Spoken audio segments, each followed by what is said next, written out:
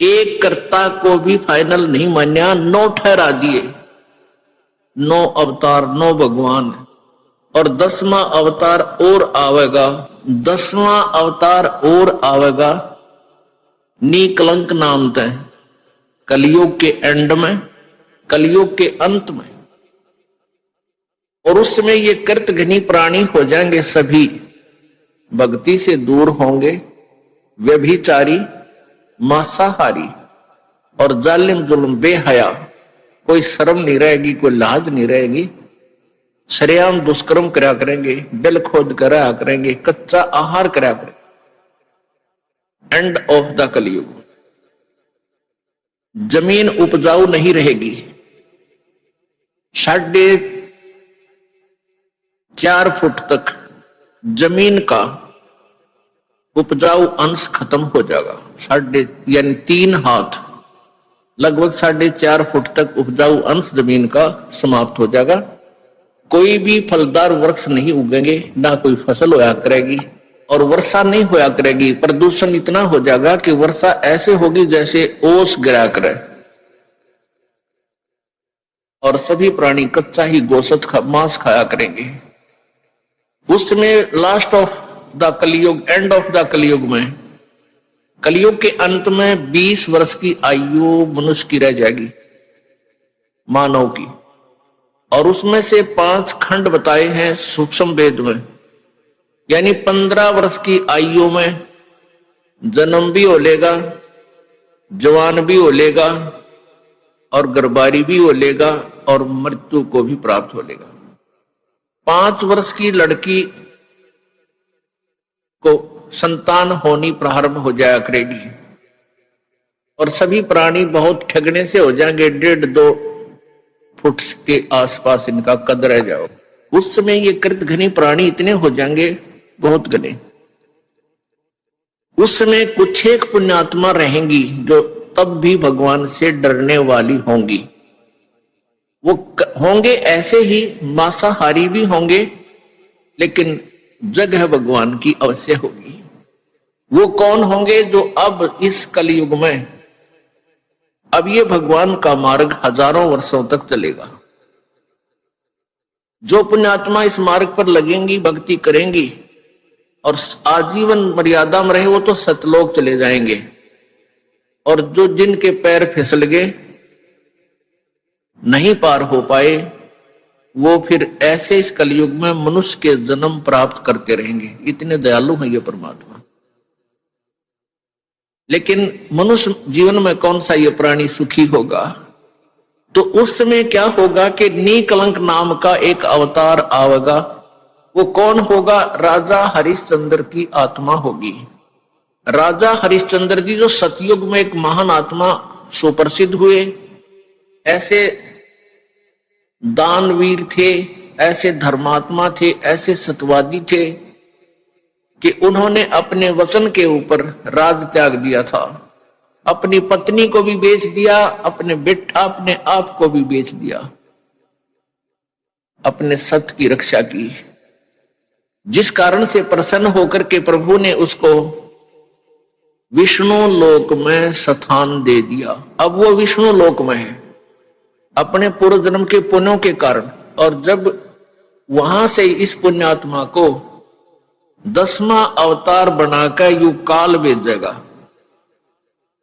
जो गीता जी में कहता है कि मैं अपने अंश अवतार रचता हूं और फिर उनमें प्रवेश करके सारा काम करता हूं। इसलिए गीता जी अध्याय नंबर 4 के श्लोक नंबर 5 और 9 में कहा कि अर्जुन, तेरे और मेरे बहुत जन्म हो चुके हैं, तू नहीं जानता, मैं जानता हूं। फिर कहता है 9वें श्लोक में कि मेरे जन्म और कर्म अलौकिक हैं। अब कर्म कैसे अलौकिक हैं? श्री कृष्ण में प्रवेश करके महाभारत करवा दी, युद्ध करवाया। ओह, परशुराम का जन्म दिया, परशुराम में प्रवेश करके अक्षत्रियों को मार डाला और पाप परशुराम का रख दिए सारे। ऐसे ही राजा हरिश्चंद्र जी को निकलंक नाम से संभल नगरी में विष्णुदत्त शर्मा के घर पे इसका जन्म होगा 10वें अवतार का। 10वां अवतार जो होगा संभल नगरी में, और विष्णुदत्त शर्मा नाम का एक ब्राह्मण होगा, उसके घर पे जन्म होगा। और वो विशेष अलग से ही वैरायटी का बालक होगा, उसका उन अन्य से तगड़ा शरीर होगा, क्योंकि वो स्पेशल भेज रखा होता हो तो। और उसकी लंबी तलवार होगी। इन कृतघ्नी प्राणियों को ऐसे काटेगा न जैसे यह करेन गेहूं काटा करे, ऐसे काटेगा न बुरी तरह इनको खत्म करेगा। फिर क्या होगा, उन प्राणियों को बख्शा जाएगा जो उस समय भी भगवान से डरने वाले होंगे।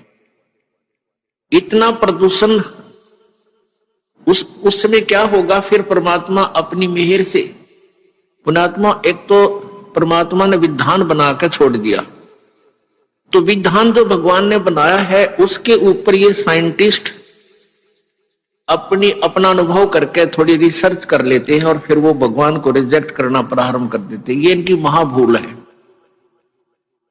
अब पीछे कई वर्षों से रट्टा लगा रखा था कि प्रदूषण इतना बढ़ गया, ग्लेशियन खत्म होगी, बर्फ नहीं पड़ेगी।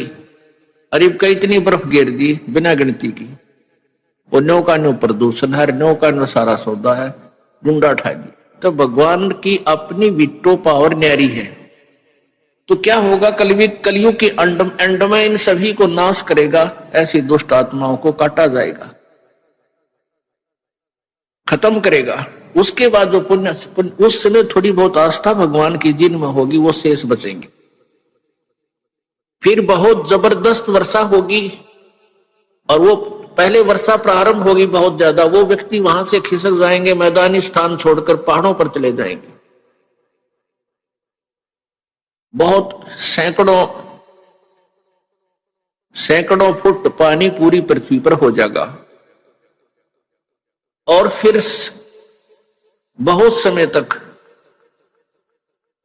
ये पानी धीरे धीरे ये जल सूखना शुरू होगा, और जो जमीन का अनउपजाऊ अंश था वो जल के कारण ऊपर आ जाएगा,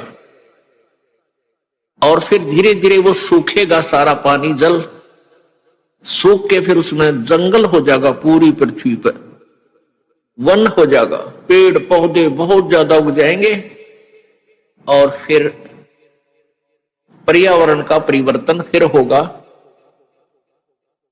वन जो है ऑक्सीजन छोड़ते हैं पेड़, और कार्बन डाइऑक्साइड वायु से लेकर के पुनः पूरे वायुमंडल को शुद्ध कर देंगे। फिर उन शेष बचे हुए प्राणियों के घर पर जो बालक होंगे वो उल्टे होंगे।